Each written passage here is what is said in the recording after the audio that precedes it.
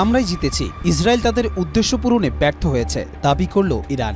সম্প্রতি এক রাষ্ট্রীয় টেলিভিশন সাক্ষাৎকারে ইরানের উপপররাষ্ট্রমন্ত্রী কাজেম ঘারিবাবাদি বলেছেন, চলমান উত্তেজনার পরিপ্রেক্ষিতে ইরান নিজ শাসন কাঠামো অক্ষুণ্ণ রাখতে সক্ষম হয়েছে। এটাই ইরানের প্রকৃত বিজয়। তার ভাষায়, ইসরায়েলের লক্ষ্য ছিল শুধু ইরানের পরমাণু কর্মসূচি ধ্বংস করা নয়, বরং তারা গোটা ইরানি রাষ্ট্র ব্যবস্থা ধ্বংস করে দিতে চেয়েছিল।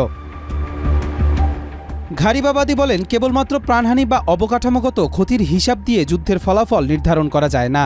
প্রকৃত মূল্যায়ন হয় তখনই যখন দেখা যায় কৌশলগত লক্ষ্যে কে সফল হয়েছে। শেকড় থেকে শিখরে।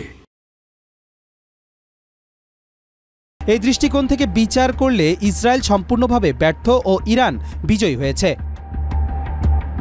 তিনি আরও বলেন, ইসরায়েল বড় ধরনের পরিকল্পনা নিয়ে এগিয়ে এসেছিল। সরকার পরিবর্তনের মতো একটি গভীর রাজনৈতিক লক্ষ্য অর্জন করতে চেয়েছিল তারা।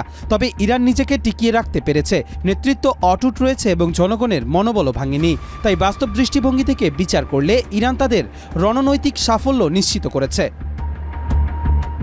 দীর্ঘদিন ধরেই তেহরান ও তেল আবিবের মধ্যে উত্তেজনা চলছে, কিন্তু ঘারিবাবাদির বক্তব্যে স্পষ্ট, ইরানের মতে কৌশলগত পরিপ্রেক্ষিতে যুদ্ধে তারা জয়লাভ করেছে, যেখানে ইসরায়েল তাদের মূল উদ্দেশ্যে পৌঁছাতে পারেনি। কবির চৌধুরী, জয়, মাই টিভি।